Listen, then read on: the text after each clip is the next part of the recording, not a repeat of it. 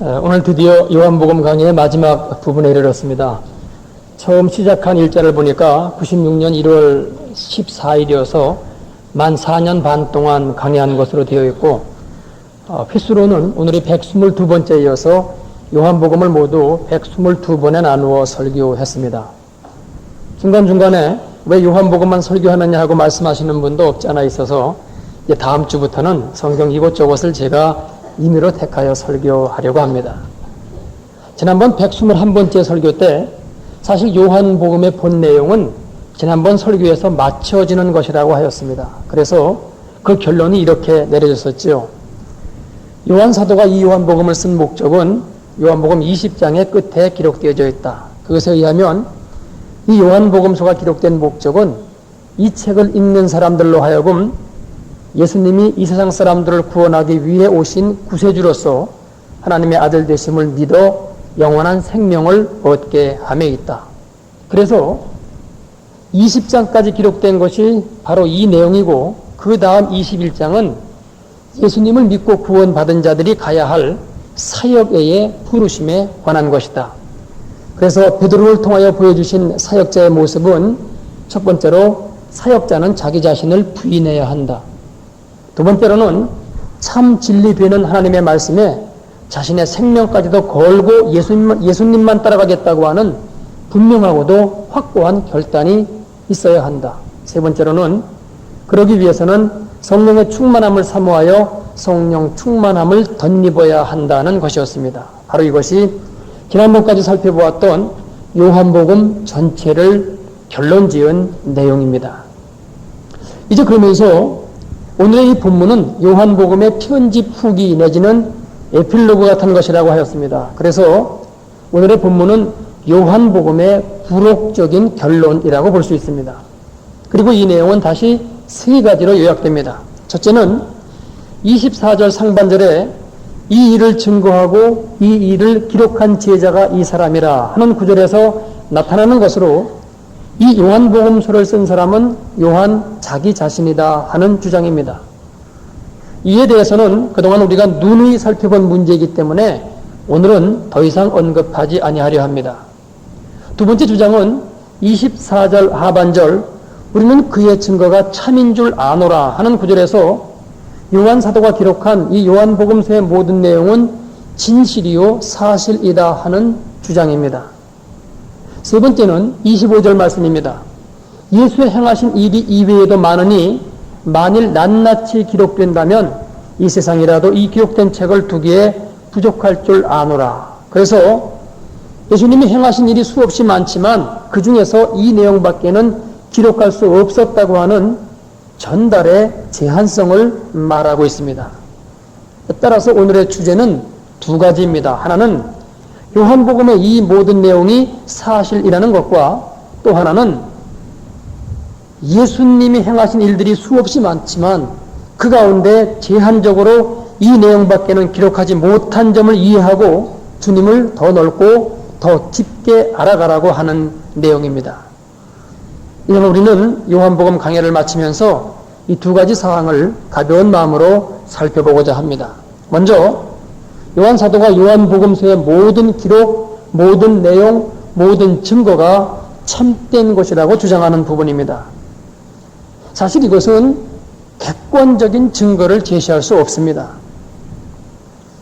만일 객관적인 증거 제시가 가능하다면 요한 사도도 그것을 제시했을 것입니다. 그러나 그럴 수가 없으니까 내 이 모든 증거가 참이라고 스스로 주장하고 있는 것입니다.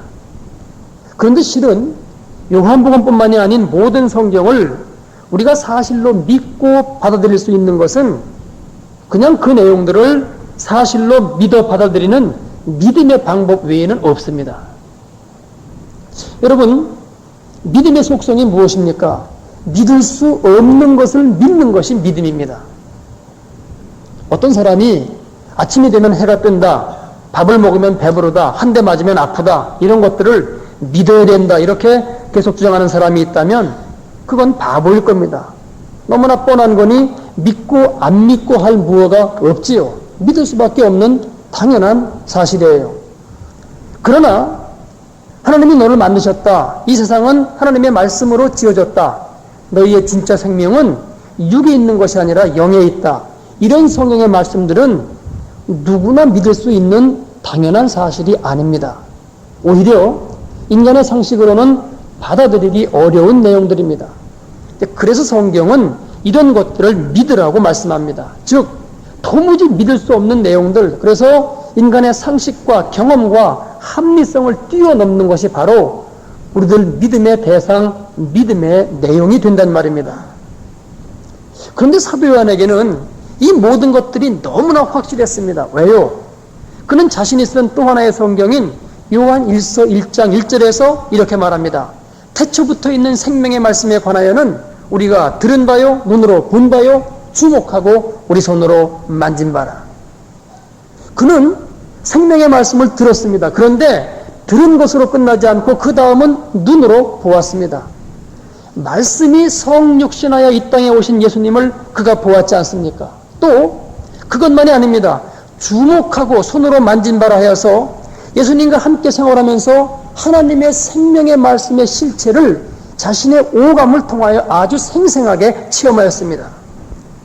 따라서 요한 사도는 지금 자신이 듣고 보고 체험한 사실을 증거하고 있는 것이죠. 즉 이제까지 우리가 살펴본 요한복음의 모든 내용은 요한의 머리와 생각에서 만들어져 나온 픽션이 아닙니다. 자신이 보고 경험하고 느끼고 관찰한 사실들을 기록한 것입니다. 그러니까 우리는 그의 증거가, 즉 자신의 증거가 참인 줄 아노라 이렇게 말하고 있는 것입니다. 여러분, 요한은 자기 자신을 요한복음서에서 계속 1인칭으로 기록하지 아니하고 3인칭으로 기록하고 있습니다. 아마도 이것은 이런 증거의 중심이 자신에게로 옮겨져서 예수님이 아닌 자기 자신이 주인공이 되는 점을 염려해서 그런 것으로 보여집니다. 성서학자들이 성경의 배경을 연구하면서 힘들어하는 부분이 있습니다. 그것은 이 책을 누가 언제 어디서 썼느냐 하는 그 배경을 정확히 찾아내기가 어렵다는 점입니다. 그래서 바울의 서신을 연구하는 학자들은 어느 서신이 먼저 쓰여졌고 어느 서신이 나중 쓰여졌느냐 하는 이것 때문에 논쟁들을 합니다. 사복음서도 지금은 나름대로 그 쓰여진 순서에 가닥이 잡혀 있습니다만은, 그러나 일부 성서학자들은 아직도 그 쓰여진 순서에 대해서 다른 학설을 제기하기도 합니다. 이런 문제들이 생기는 것은 성서의 기록자들이 한결같이 자신이 드러나기를 원치 않았기 때문입니다. 다들 예수님의 뒤에 숨어서 예수님만 나타낼 수 있다면 그것으로 만족하였습니다. 그래서 이 책을 내가 언제 어디서 왜 이렇게 쓴다라고 하는 그런 내용이 기록되어 있지 않습니다. 물론 초대교회 당시에 그들이 편지를 쓰면서 이 편지가 훗날에 성경이 될 것이다 이런 생각 하지 않았을 것입니다. 또 그 당시로서는 무슨 역사적인 기록을 남겨야 되겠다고 하는 생각이 없이 그냥 써갔으니까 글이 된 것도 사실이죠. 그러나 제자들의 마음 중심에 있어서 분명한 것은 어떠한 경우에도 그들 자신은 숨고 예수님만 드러내려 했다는 사실입니다.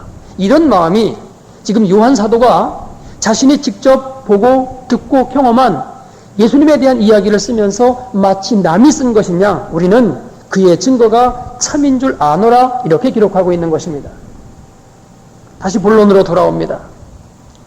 누가 어떤 사실을 아무리 그렇다고 증거하여도 그 말을 듣는 사람이 그 증거를 받아들이지 아니하면은 그 사람에게는 그것이 사실이 될 수가 없습니다.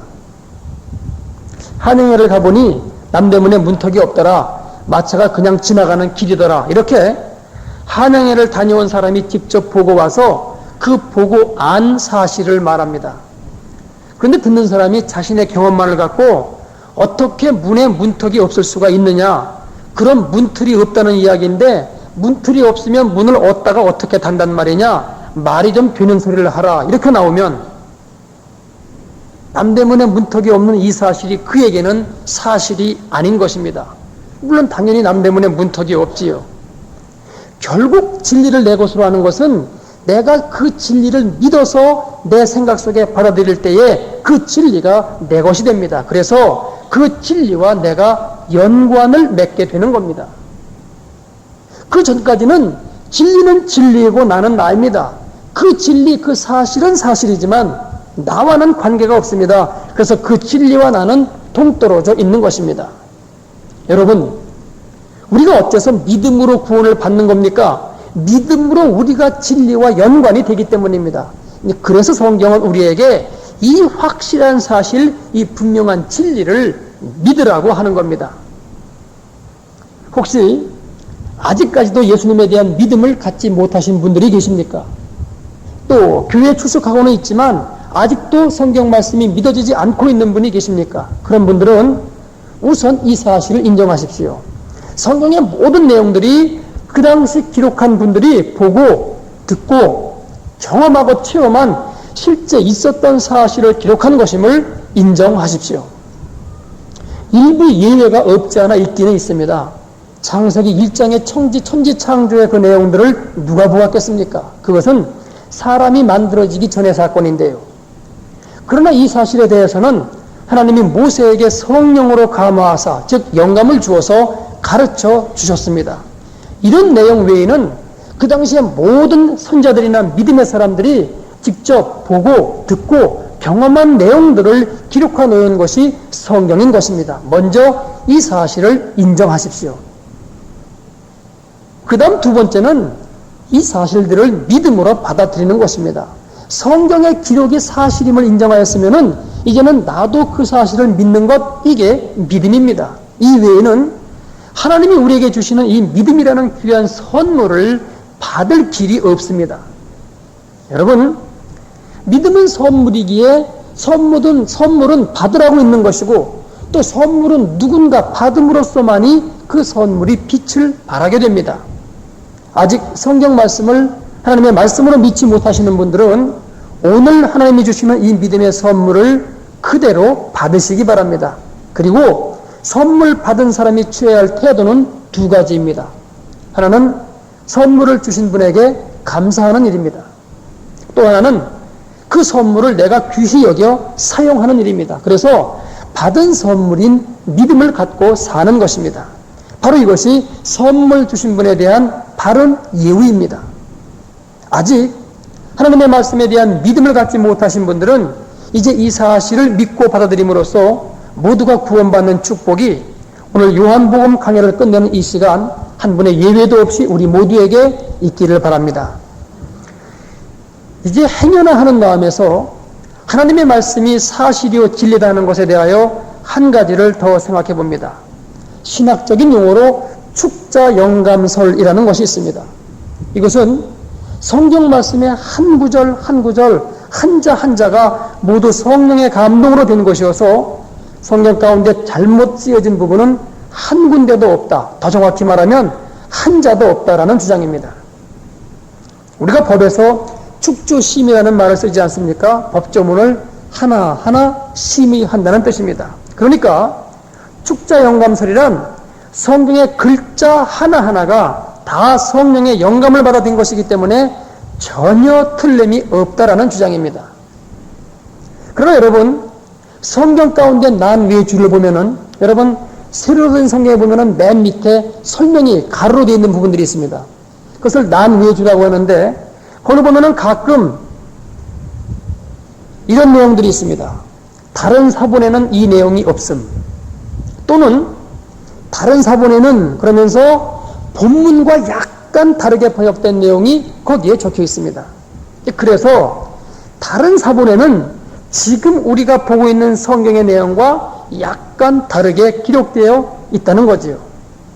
이런 걸 보면은 성경의 한자 한자가 아무런 문제가 없다는 주장은 조문 무리한 주장이 되고 맙니다. 그럼 성경의 원본은 어떻게 되어 있느냐? 원본과 대조하면 될 것 아니냐? 사실 문제는 거기서부터 출발됩니다.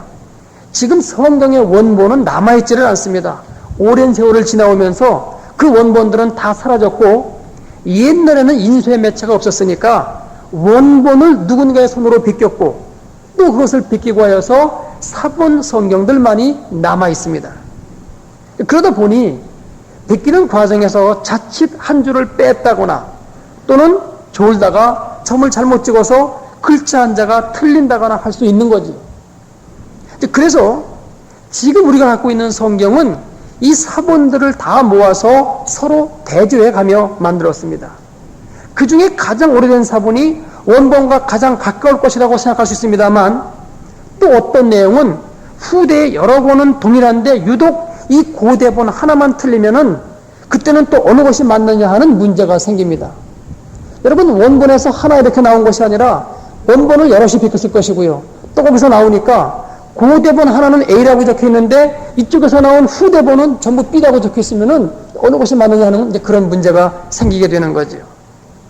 그러니까 이런 문제들을 극대화하는 사람들은 성경에 틀린 부분이 많다라고 주장하면서 그 진위의 판별을 자기 스스로 합니다. 이건 아니고 이건 기고, 그러니 이건 더 큰 문제이지요. 이제 그러면 여러분, 아니 그럼 어떻게 하란 말이냐, 성경 말씀을 어떻게 믿을 수 있느냐 하고 의문을 제기할 수 있고, 또 한편으로는 그 안 들은 것만 못하네, 차라리 듣지 않았으면 그냥 아무 문제 없이 잘 믿었을 텐데, 이렇게 말씀하실 수도 있습니다. 그러나 아닙니다. 이런 문제를 해결해야 되겠어서 제가 이 문제를 꺼냈습니다. 1816년에 태어나서 1900년에 사망한 존 라인이라고 하는 영국의 신학자가 이 문제에 대해서 아주 좋은 결론을 내렸습니다. 그의 주장을 요약하면 다음과 같습니다. 나는 성경 원문의 모든 말씀에 대한 완전 영감을 믿는다. 이분은 축자 영감이라는 말로도 부족하다고 느꼈는지 완전 축자 영감이라는 말까지 사용합니다. 이 사실을 공언함에 있어서 나는 조금도 주저하지 않는다. 나는 성경이 부분적으로 영감되거나 제한된 정도로만 영감되어 있기 때문에 성경에 모순이 있다고 주장하는 사람들에 대해서 전혀 동의하지 않는다. 그러나 나는 완전 축자 영감설이 몇 가지 난점들을 내포하겠다는 사실 또한 거리낌 없이 인정한다. 나는 내가 완전 축자 영감설에 대한 모든 반론들을 완전히 논박할 수 있다거나 아니면 완전 축자 영감설 지지자들에 의해 제시되어 온 모든 주장들을 완벽하게 옹호할 수 있다고 말하지도 않겠다. 왜냐하면 성경에는 분명히 잘못 기록된 부분들이 있을 수 있기 때문이다. 내가 알기로 그것들 중 몇몇은 초기 필사자들의 실수로부터 기인된 것일 것이며 다른 경우들은 우리의 무지로 인한 것일 수 있다. 따라서 이 두 가지 중 어떠한 이유에서든지 성경의 내용을 지금 현 상태에서 설명할 수 없다고 하는 그 이유 때문에 성경이 틀린 것이라고 규정한다면 그것은 어리석고도 불합리한 처사이다. 진정한 철학자는 몇 가지 난점들 때문에 건전한 이론을 포기하지는 않을 것이다. 그는 오히려 다음과 같이 말할 것이다. 나는 기다리리라. 언젠가 진리가 드러날 때 그때는 모든 것이 명백해질 것이다. 그러므로 지금까지 우리가 성경에서 찾아낸 난점들을 설명해내지 못할 때 우리가 취해야 할 가장 현명한 길은 우리의 무지를 탓할 것이지 그 본문 자체를 비난해서는 안 된다. 만약 성경 본문의 내용을 탓한다고 하면은 성경의 기자가 언제 실수를 범하였고 언제 실수를 범하지 않았는지 누가 결정할 것인가? 어디에서 영감이 끝나고 어디에서 영감이 시작되는지 어떻게 알 수 있단 말인가? 나는 영감되었다고 생각하는 부분을 다른 사람들은 영감되지 않았다고 주장할 때 그것은 또 어떻게 하겠는가? 그러므로 그들의 이러한 주장은 하나님의 말씀의 전체적인 가치를 파괴하고 이교도들이나 회의론자들의 손에 칼을 쥐어줄 뿐이며 따라서 그것이 오히려 훨씬 더 중대한 어려움들을 불러일으킬 뿐이다. 이러한 이론보다는 완전 축자 영감설이 갖고 있는 여러 가지 난점들에도 불구하고 그러나 완전 축자 영감설을 나에게 주라. 나는 그 이론의 난점들을 그대로 받아들일 것이다. 그러나 또한 동시에 그것이 해결될 것을 겸손히 기다릴 것이다. 그러나 내가 기다리는 동안에도 나는 내가 반석 위에 서 있음을 느낄 수 있을 것이다. 그러므로 오늘날 우리 세대에 필요한 것은 성경을 보다 자유롭게 연구하는 것이 아니라 다루는 것이 아니라 보다 존경심을 가지고 겸손히 대하는 것이요 또한 보다 인내심 있는 연구와 보다 많은 기도라고 믿는다. 이런 관점에서 나는 완전 축자 영감설만이 다른 그 어떤 합리적인 것처럼 보이는 주장보다 보다 더 합리적이라고 믿는다. 고로 나는 성경의 완전 축자 영감설을 믿는다는 사실을 공언함에 있어서 조금도 주저함을 느끼지 않는다. 이런 내용입니다. 이 내용을 제가 다시 정리하지 않아도 여러분이 충분히 이해하셨으리라 믿습니다. 완전 축자 영감설이 분명히 부분적인 문제가 있습니다. 그러나 완전 축자 영감설을 받아들이는 믿음만이 지금 이 땅에서 회의나 불신앙에 빠지지 않고 말씀을 온전히 따라갈 수 있으며 그럼으로써 또한 마지막 때에 하나님의 영광을 분명하게 볼 것입니다. 이제 두 번째로 요한이 예수님이 행하신 일에 대하여 쓸 것이 너무너무 많지만 이것밖에는 기록하지 못했다. 만일에 예수님이 행하신 일을 다 기록한다고 하면은 이 세상이라도 그 책을 두기에 부족할 수밖에 없다라고 주장한 부분입니다. 우선 우리는 이 말을 상식적인 선에서 생각해 볼 수 있습니다. 예수님은 3년간의 공생의 삶을 사셨습니다. 그동안 그분은 말과 행동으로 줄곧 가르치셨지요. 사실 그분에게서는 밥 먹고 쉬고 잠자리에 눕는 이런 모든 일상생활들조차도 다 기록할 만한 가치가 있는 것이 될 것입니다. 왜냐하면 그런 모든 삶 가운데 그분은 한 번도 죄를 짓지 아니하셨기 때문입니다. 그러니까 기록할 만한 가치가 있다고 봐야 할 것입니다. 또 이 기간 동안 가르치신 내용은 얼마나 많겠습니까? 그러니 이 모든 것들을 그대로 다 적어 어느 곳에 비치한다고 하면은 더군다나 그 당시의 기록은 오늘날처럼 얇은 종이에 기록하는 것이 아닌 두루마리로 된 양피나 아니면 두터운 파피루스에 기록하였으니 아닌 게 아니라 그 분량이 결코 만만치 않은 겁니다. 그래서 지금 요한은 이 세상이라도 이 기록된 책을 두기에 부족할 줄 아노라 이렇게 말하고 있습니다. 근데 우리가 여기에서 정말로 살펴봐야 할 것은 이와 같은 외적인 것이 아니라 내적인 부분입니다. 그리고 이것은 사도 요한의 심중과 연관이 됩니다. 여러분, 하나님의 말씀이 육신이 되어 이 땅에 오셨습니다.